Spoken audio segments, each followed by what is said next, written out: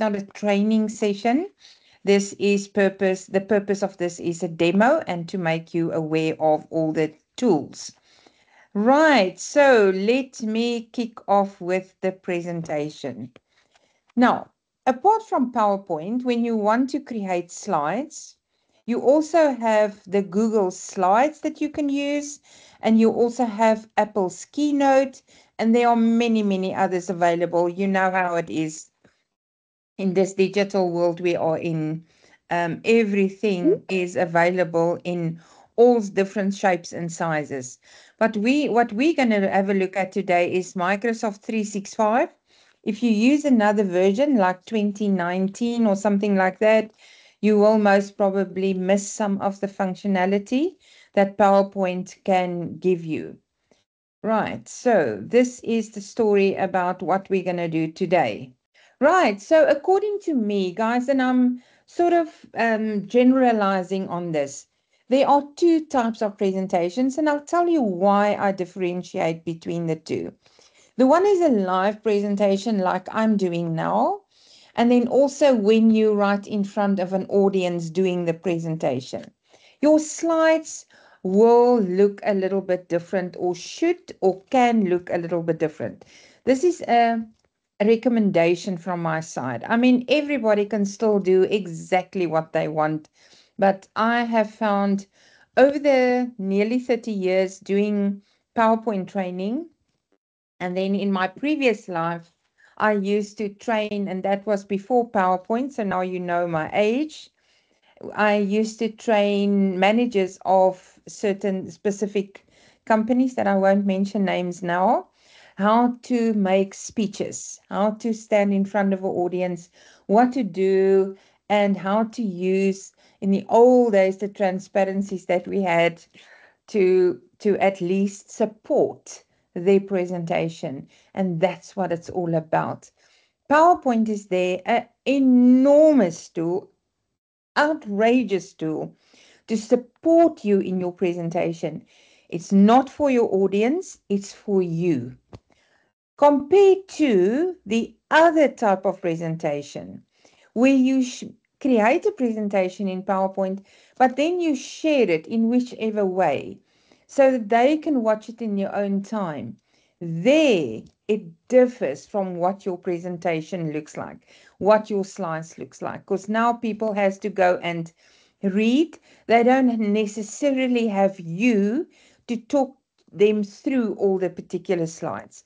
So that is the emphasis on them once again.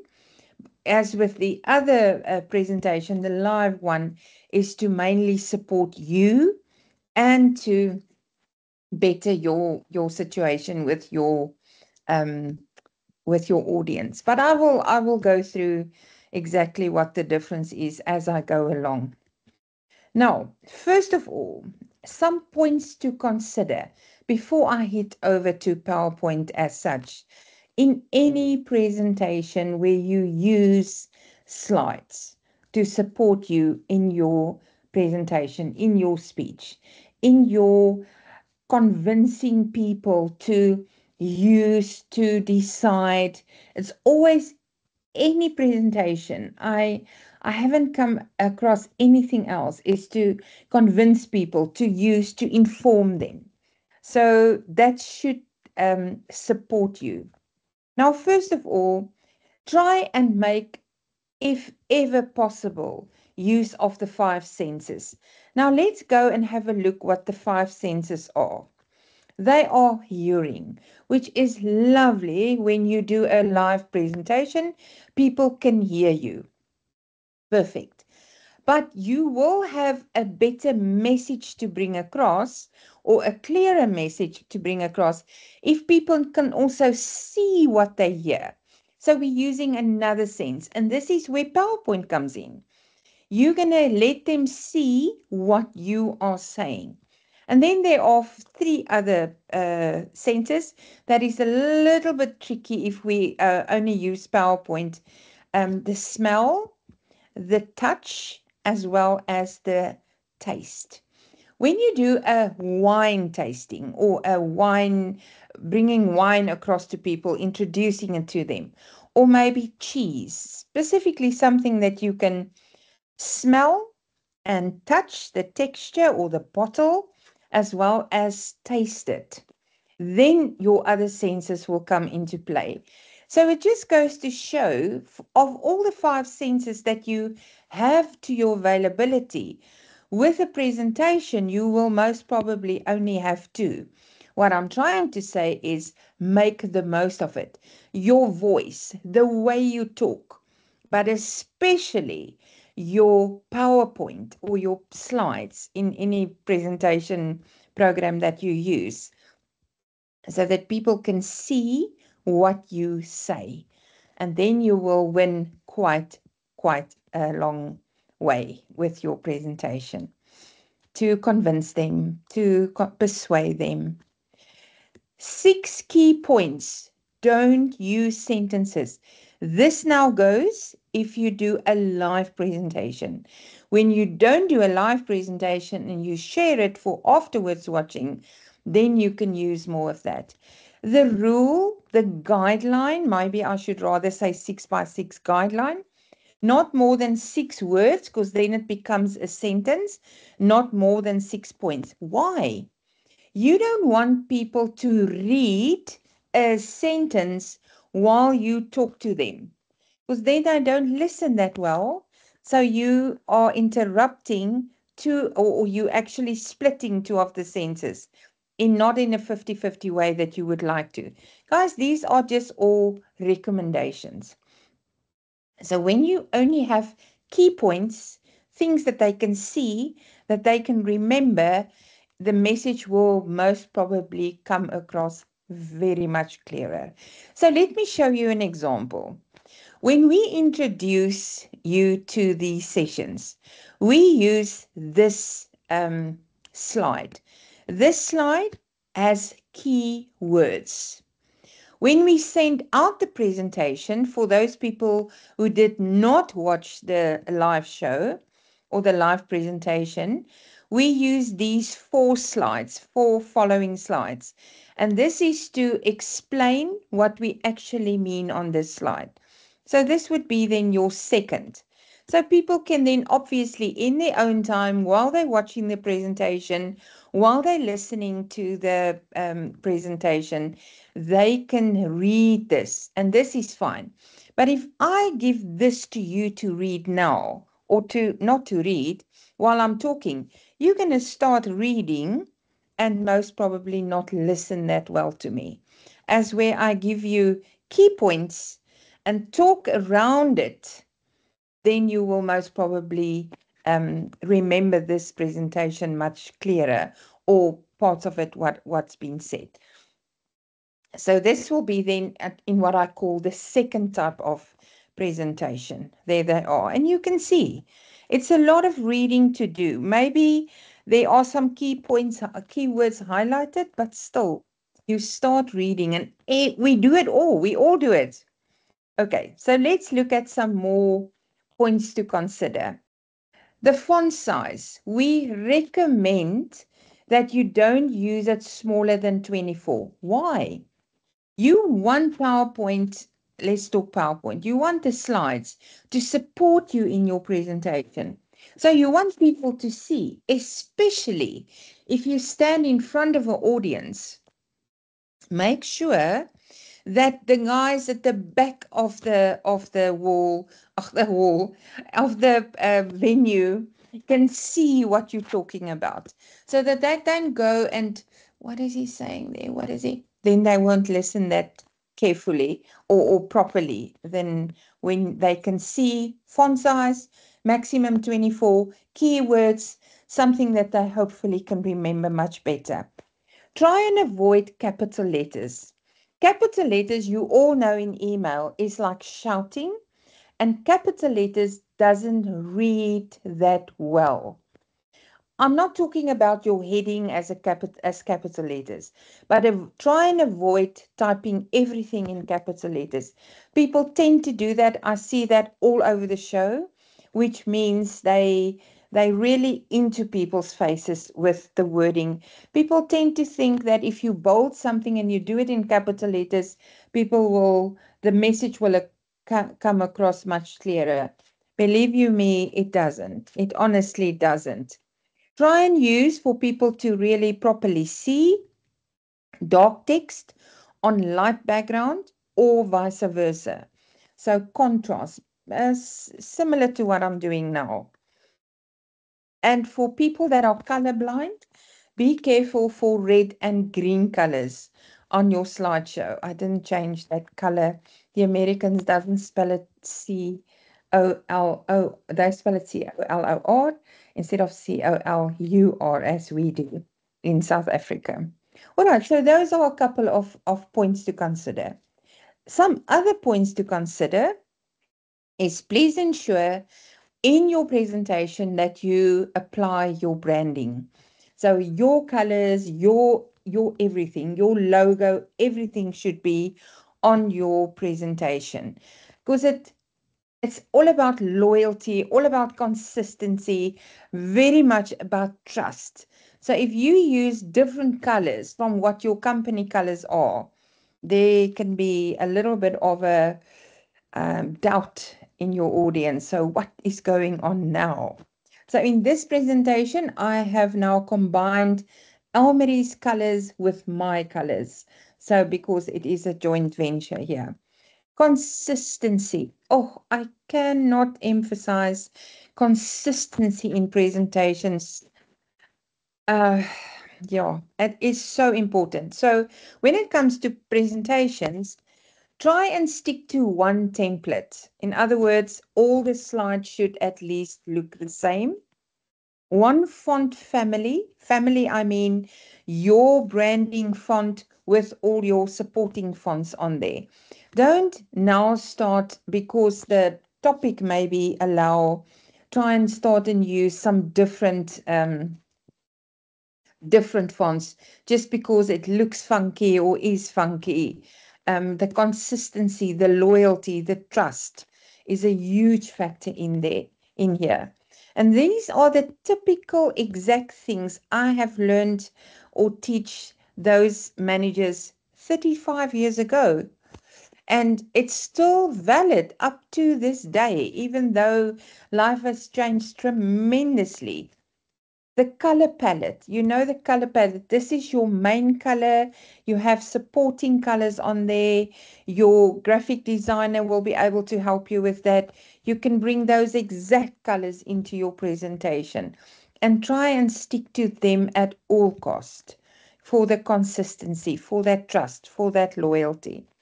Simplicity. Try and stick to one idea per slide. People tend to fit so many onto one slide because they don't want to use so many slides. Why not?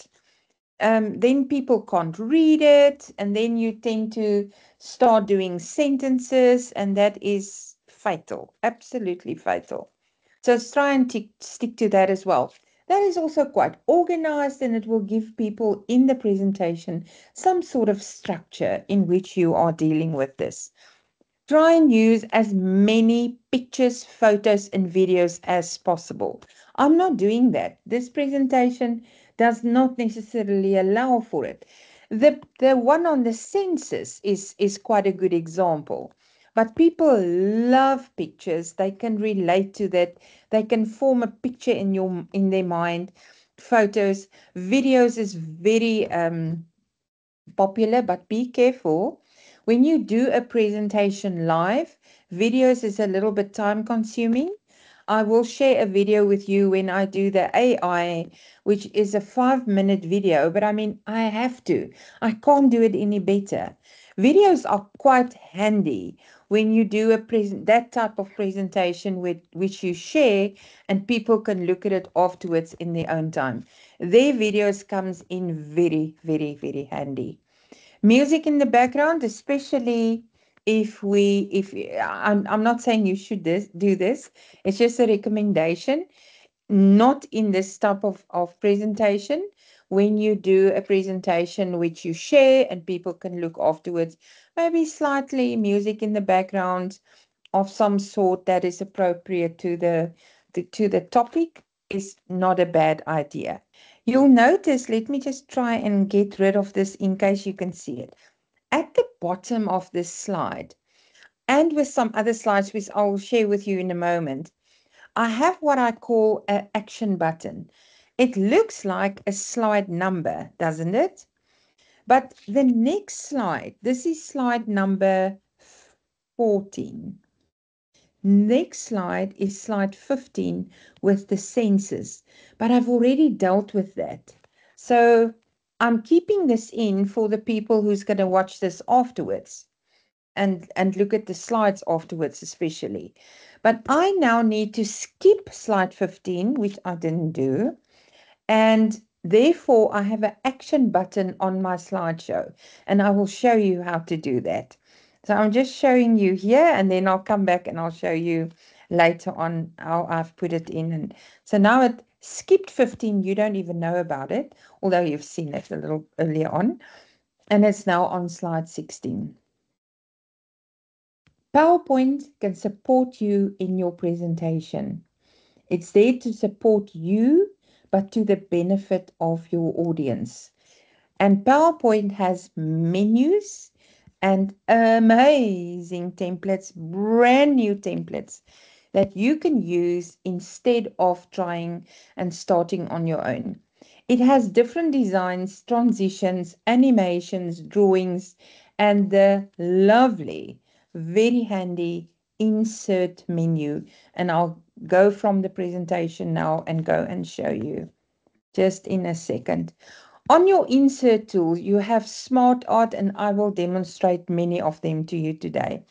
You have shapes, you have pictures, videos, audio that you can include, icons, all of these visual tools that makes it far more easier on your presentation. Not easier, more interesting on your presentation than just do text as I'm doing now.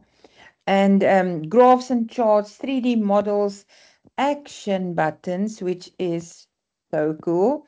The one that I've used to jump from one slide to another, and I've used it earlier on in the presentation as well.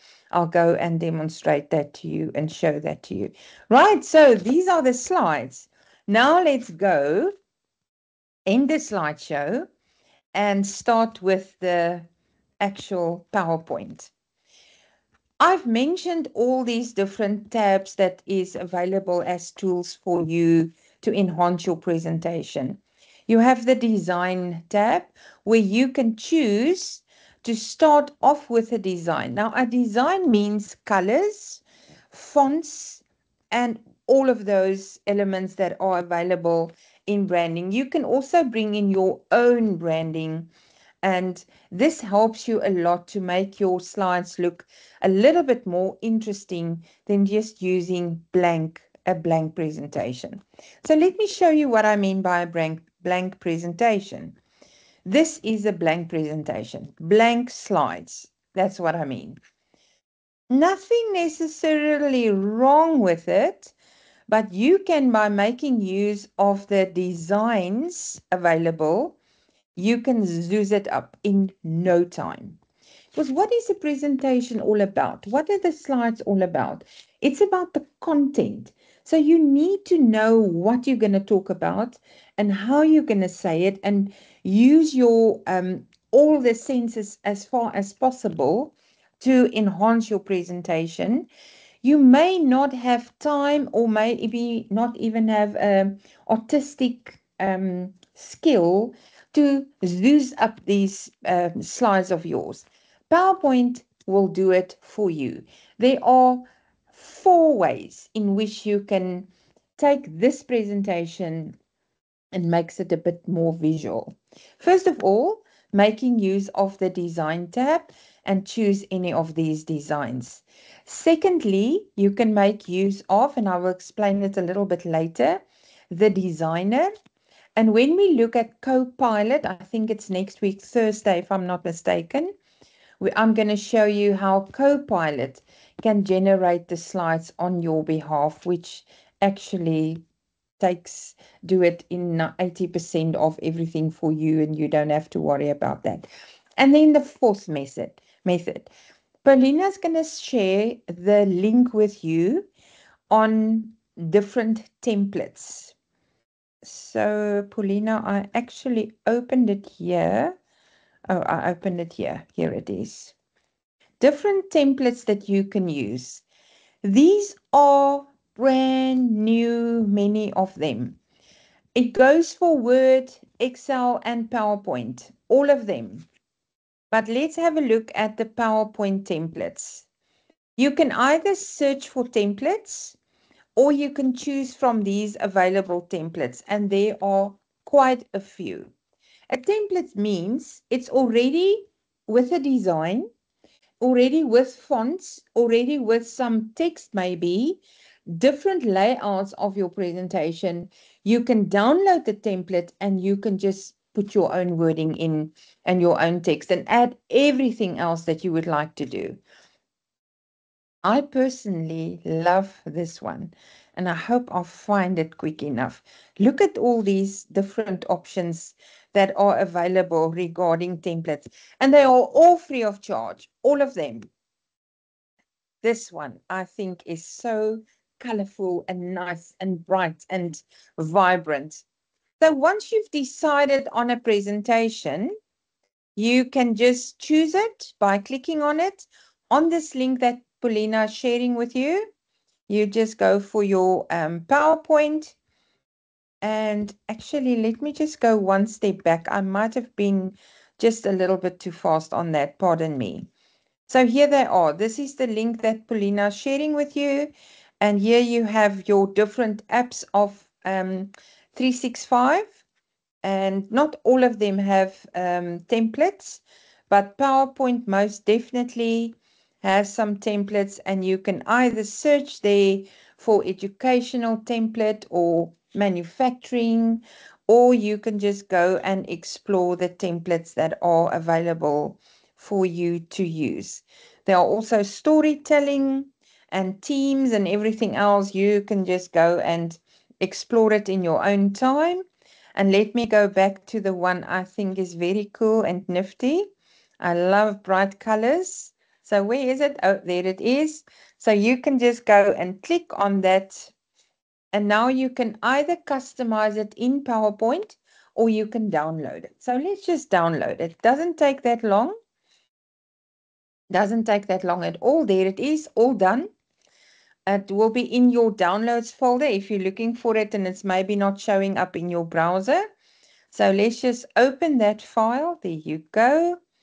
And here it is, ready for you. How many are there? So let me go to the slide sorter view. The slide sorter view, you'll find, if I can just get rid of that presentation, Teams window. The slide sorter view, you'll find here on the right-hand side at the bottom. And there it is, slide sorter view. It shows you there are 13 slides. So let me just zoom in a little bit on them. There are 13 slides. You can, with different layouts, with all these colors, and you can obviously change the colors if you like, but we're going to stick to that for now. So here you can click and put in your own text. So let's say this is a presentation about animals. And you can change your name there if you like, or anything else that you want to put in there. You can add anything else that you want, and I'll show you some more about that. Now, please have a look at the branding now. The branding means this is the font that they're using. This is the font color, size that they're using. The consistency also comes in. All your headings should preferably be the same size. If you just allow me to go back to my presentation, and I'll just show you here, this font size is 54. And you'll notice I stick with, okay, that one is a little bit bigger because I want to put something in there. So all my slides has a 54 heading font size, all of them. And that is what I mean about the consistency. Yeah, sure. Sometimes, like that one slide, it can be a little bit bigger or a little bit smaller to fit something else in there. But the consistency is quite important when you do a presentation. Right. So let me go back to the colorful one. So here you can add whatever you want. It's all in text boxes. You can move it around whichever way you want. This, I'm pretty sure you will agree with me, is a little bit too small. People won't be able to see it, especially maybe on an online presentation, but not in a venue where people are sitting at the back of the venue. They won't be able to see it. So what do we do in a case like that? Well, first of all, sorry, I just want to have my time on there. First of all, what you do is you go and click on the text box. So you don't have to select like you do in Word. You just click anywhere on this text box, on the border of the text box, you go to your font increase button and you increase your font size. Okay, now it doesn't want to increase. So that's also something that we have to deal with in PowerPoint. You can expand the text box by moving the mouse pointer to the button, the expander button, and you can just expand it a bit. And now you can carry on and you can increase the font size. Don't make it too big because then people will go like that, but make it big enough so people can see properly. And doesn't have to be all have to be in white. As I've mentioned, you can always go and play around with the color, and the contrast color is also quite handy to use. So for example, if you want to change this color, you all know the drill. It works exactly the same in Word and in PowerPoint, but I want to show you something which PowerPoint is so good with. It has all the colors changed, which fits in with the design, with this template that we are busy using, as you can see there. Now let me show you the contrast. If I go for let's go for a blank presentation, a brand new one, and I go type something and I select it, or I click just on the text box. The fonts will be in this color palette.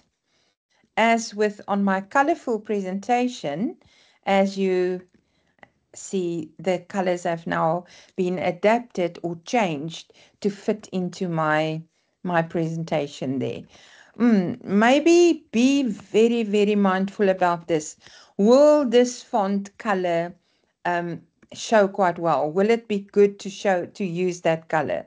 Most probably not. I mean, something like that. Yeah, well, in this case it works, but yellow on white really doesn't work. Okay, that about colors. So these are all the templates that you can use.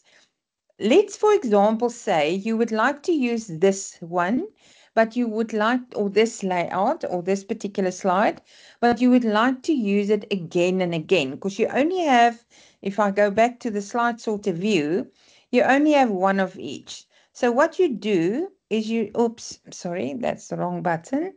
You just go and double click on it, and then you go on the left hand side where all your slides are showing. You can just right click and duplicate it. Duplicate that slide, and now you have two of the same, and you can work with both. Okay, more about that a little bit later. Let me go back to my blank presentation and show you a little bit more about these different tabs. Now, we talked about the designer. You can either use the designer. Let me choose one. This is what it will look like. And when you insert a new slide, let's say that layout, if you just close that, it will keep that design for you, which has a certain Arial as your font, your group font. There it is, Arial, different Arials in the family. And if you go and apply another design, sure, that's very bright, very, very bright. Let me just quickly find another one. Not that much better, but at least when you use that, you'll notice your font, when you use that design, your font is totally different. And there you have the colors in your design. Just be interesting enough, let me rather put it that way. When you have this particular design, you can even go from a turquoise to a green. And so on that one design, you have three more different options that you can use. Okay, so something else that can help you in your presentation is transition. Transition means what happens from the one slide to the next slide. Something can happen. So let's go and apply the push transition, and we're going to apply it on both slides. And then let me run the slideshow and show you. So it pushes from the bottom to the top every time you go to a next slide.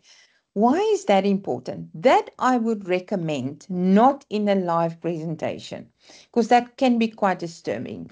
But when you share the presentation, that can be quite interesting if people can see a different, okay, now it's the new slide, the new slide, the new slide. So you can make use of your slide transition. But there's a very useful, fairly new option when it comes to transition, and that's called the morph transition, which you can use in a live presentation. And let me give you a demonstration of that. These are a couple of slides introducing certain countries and certain people with different roles in the company. So I'm going to run the slideshow, and I run the slideshow also at the bottom right-hand side of the screen, pretty close to the slide sorter view that I've shared with you. So let's run the slideshow. All right, so these are different countries, whatever I want to say about that, but I would like to zoom into one of them. And I will show you in the training which we do later in the series how to apply the morph transition. So there it zooms in. It's a second slide though, but it doesn't go appear as all the slides do. Okay, so another example of the morph transition. You have these three people, part of the management team, and you would like to introduce one of them at a time. So we're going to introduce two of them. And the morph transition will just go and zoom in. It looks like zoom in, but it's a morph transition. It zooms into this person. One can always say, okay, these are now sentences which people can read, but maybe this is a presentation people can go and look at later. I would definitely make the a little bit more colorful, and I would definitely also make the font a little bit bigger. But that's just for interest's sake. Now it zooms out of him and it brings in the next person, Lucy, and you can see the consistency.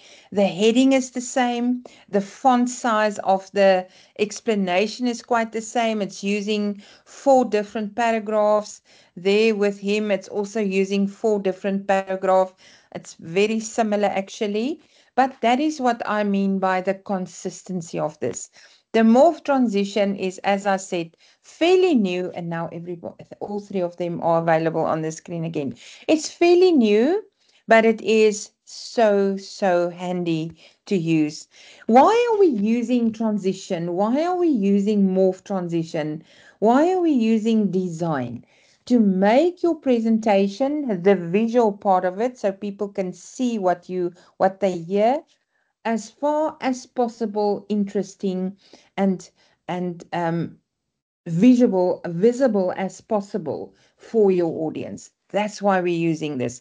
Not to be smart or to be clever, maybe that as well, but to think of your audience all the way along. What will interest them? What will make them have a look at the slide? What will them draw their attention to the slide while you are busy, wow, here in the background. So make use of all these tools in PowerPoint because it's there to your exposure. Let's go back to the blank presentation. There you go. It's not that blank anymore. It already has a particular design. Animation. Now, animation, I can talk for hours about animation, but animation is there to help you to not let people, for example, run ahead with the presentation. So while you're talking on one particular point on your slide, the others are hidden. So only when you talk about that, it will appear. Only when you talk about the next bullet point or the next point to consider, that will appear. So let's go back to my presentation. I'm not saying mine is perfect. That's the last thing I'm trying to say. But yeah, if you had this slide and it looks like this, people are going to start reading ahead and they might not understand. For example, the 6x6 rule. I will run the slideshow in a moment. The 6x6 rule. People will maybe think, while they're watching this and while you're talking about the five senses, what the heck is a 6x6, 6x6? What can that be about? You don't want that. You want them, while you're talking about five senses, that they listen to you and that they take in the two words, the two keywords that you're showing. So when you run the slideshow and you click, and the five senses is on, at least it won't distract them from reading the next what is cooking and what you want to talk about. So key points, not sentences, and then the next, and then the next. And that is called animation. So with animation, there are different ways to apply animation, and it can be extremely annoying and irritable. So what I recommend is that you use let me just go and take this off. There you go. I recommend that you use Appear, but you can choose anything you like. How does it enter? How does that particular text enter on your screen? Appear, we also um, at church we also just use Appear, so it's not disturbing or anything. It just appear, appear, appear. So what you do is, for example, in this case, you click on your text box. Once again, on the border of your text box, you go to your animation tab and you click on Appear. You can also let it fly in, but then people are going to start waiting for what side is it going to fly in from. So I really recommend Appear, and that's it. That's it. Now your presentation has been animated, and when you run the slide, it will appear one at a time because your text box is in Appear mode regarding the animation. Now let's go to the Insert tab. The Insert tab offers so very much. I won't be able to demonstrate all of them today, but I'm going to do a couple of them for you. Okay, I just want to go for a blank slide once again, and I want to change this slide to literally like blank, the blank layout as well as the blank presentation, and the what do you call it? The template is blank. Cool. So let's go to insert. You can insert a table as you would do in Word. You can insert pictures of all sorts and shapes and sizes. You can insert the screenshot. Remember I showed you that when we did Microsoft Word, or was it Excel? I can't remember now, but in one of those. You can insert a cameo, which means there will be a little video of yourself while you're doing the presentation. But what I want to we can always come back to that if time allows. What I want to demonstrate to you are all the shapes and sizes. And when we do the training, I will show you a lot of tricks around that. Because people are so used already to PowerPoint's layout and the different designs. So you need to all the time, if you want to keep their attention, make it as interesting as possible. And with all these shapes, you can do that. There's no end to what you can do with all the shapes and sizes. Now, what I want to introduce to you today, or demonstrate rather, is right at the bottom called action buttons. Now, let me hit back to my presentation. On this presentation, when it was about the census, I had two action buttons in here. Two action buttons. So this is where preparation comes in. Preparation, I also mentioned to the managers many years ago that you can be 90%, 85% successful in your presentation when your preparation is well done. Then you can, that's all about preparation. Thinking about what people might ask you when you do the presentation. Look at your audience. Who are they? Who are you dealing with? Talk to them, and many of those things. Okay, one of the things would be, instead of me jumping around from one slide to the other to look for slides and to really maybe disturb your attention span, I would rather prepare myself. To go to census, I'm going to put in an action button that will jump straight to a slide that I have prepared about census. And here it is. Here is my census slide. And this is slide number 15. So when I want to talk about census on slide 13, I put in an action button.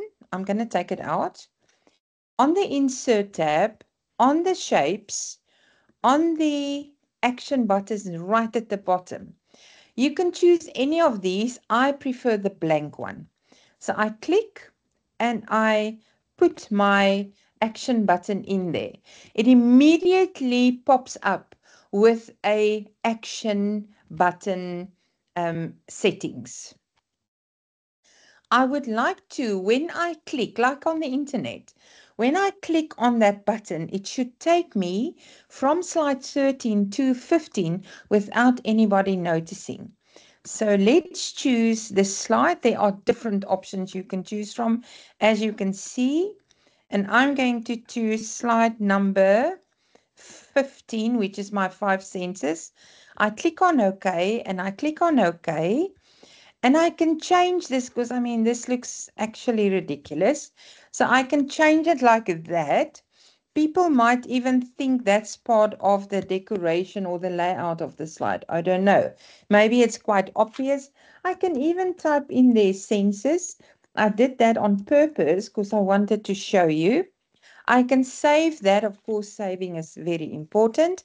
And now when I run my slideshow, and I move to, okay, okay, now that is not animated anymore. But if I click on census, you'll notice my action hand there, what is called hyperlinked. So it linked to that slide. So it goes from slide 13 to slide number 15. So I click on census, and there it is on slide number 15. And I have another action button here that can take me back. You might not even see it. It's very light. There was another proper word. When I'm done, you don't even know about it. So I click on here and it takes me back to my slide with the points to consider. So it takes me back there. And then also I have another one here. Or actually, let me go back to this one.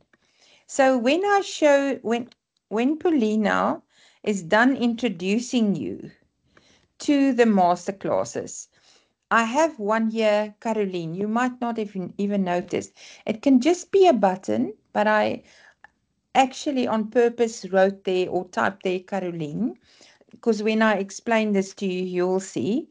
So I can just go to Caroline. Now look at this.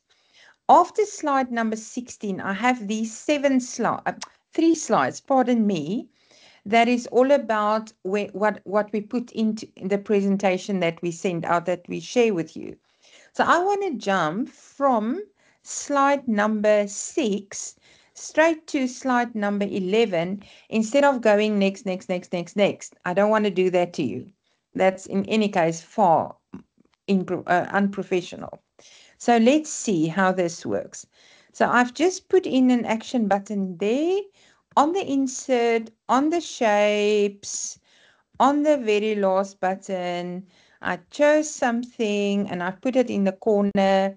I choose the slide number or URL or anything. There are so many options. We'll do the detail of that in the training. And then when I run my slideshow, it's only when I run my slideshow when that is available. And I click, I will get the hyperlink and it will jump straight to slide number 11. It will skip all the other 7, 8, 9, and 10, I think it is. So that is an action button. Right. Now, let's go before we do the rest, before we run out of time. Let's go to this slide of mine, the designer slide. Or the slide that I want to introduce the designer to you guys. So here is the year of 4 slides, right? Training company feedback. Caroline is going to be the presenter of this. I'm going to talk about customers' feedback. It's too fast, it's expensive, it's too lengthy. So I've used keywords. We're planning new training centers. There they are with different dates. Okay, that was in the past. And we also want to talk about 4 bullet points of our road to success. So this is the text, this is the content, and this is important. But now what about my audience? So this is for me, right? I have all these bullet points, all these key points that I want to elaborate around and talk around. But what about my audience? Won't they find this boring? Absolutely. Won't it be better to show them something like this if these are your colors of your business, which it used to be my colors? So let's run this slideshow. This looks much better because the icons even gives away what we're going to talk about. Maybe not the side two, but definitely the middle one. This is a timeline of, instead of just having all the dates there. And this is a little bit more interesting on the 4 bulleted points that I had than just a blank slide. So how do I get there? So easy and so straightforward. AI. AI built into PowerPoint. On the Home tab, only in 365, by the way, you will have a button very close to, you most probably have a Copilot button on your home ribbon nowadays. Last year you had to pay for it, but that's more about later. So the designer tab, the designer button on the Home tab. Once you click on that, AI suggests a couple of layouts without even going to a template, without even going to the design tab. This design tab, by the way, guys, this is been long overdue for some changes. So people know it all, really, they know it all. So with the design, it changes quite often. And these are options for your first slide. So you can choose whichever you like, and if you don't like any of those, you can even see more designs. So you can choose one that you like. Let's, for example, say we're going to choose that one. Already the font size is a bit bigger. There's a yellow component in. There's a border around. Far more interesting than just the blank slide we had with the white text with white background. So let's now go to the second slide. AI is thinking, and it's giving us some options for that fits the content. So you can have it like that. Here are all the icons that's been brought in. So remember, you're dealing with the yellow there. So most probably this would be a good option. too fast. How appropriate is that? And people will see what you're telling them and they can relate to that far better. I'm not saying that is exactly how it fits that, but let's see what we can do with the third one. So now it's thinking again. Because it's doing timeline and AI picked up that it's timeline in here, it will give us some timelines that we can work with. Look at these. Okay, let's have a look for some more options.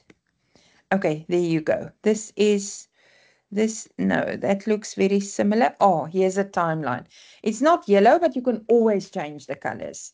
And here it is. It's showing it on a timeline, the Durban with the date, the Benoni with the date, the Durban with the date, and the Nelspruit with the date. I'm sure you will agree with me that this font is way too small, but you can just go and, oops, make it a little bit bigger so that everybody can still see and not wondering what is cooking there. And you can go and check, that's 32, that's 32. Consistency is important. You can even change that, but you can do that yourselves. Cool. And then last but not least, let's go to the last slide and switch on the designer again, and it will give you several options on what, okay, this is not yellow, but once again, you can change it. And this is just a little bit more interesting than the previous one. There are so, maybe this is a better one, something like that. There are so many options that you can choose from, quite a few of them. Right. Very last and very least. I'm still going to do it over here. And I'm going to choose this layout, title and content.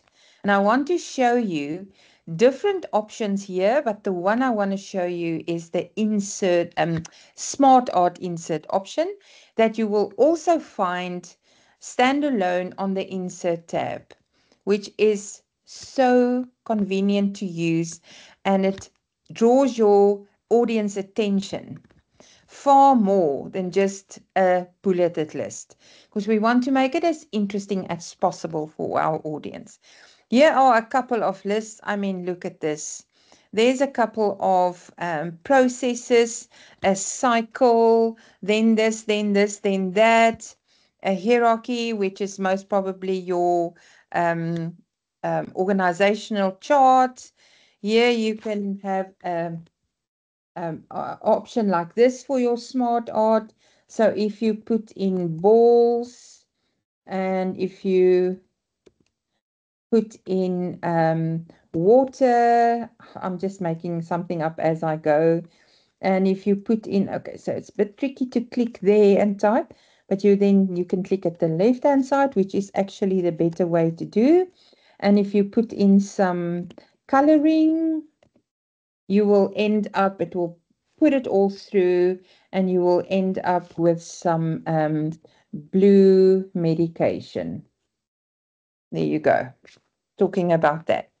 And this is a method, oops, sorry, just click there, a method of doing whatever the text is that you want to use, and you will most probably change that to a blue that fit the whole and make it bold and maybe center it or whatever you please to do. But that is far more interesting to use smart art than just a bulleted list that you're going to use, because you are thinking of your audience. That's my story.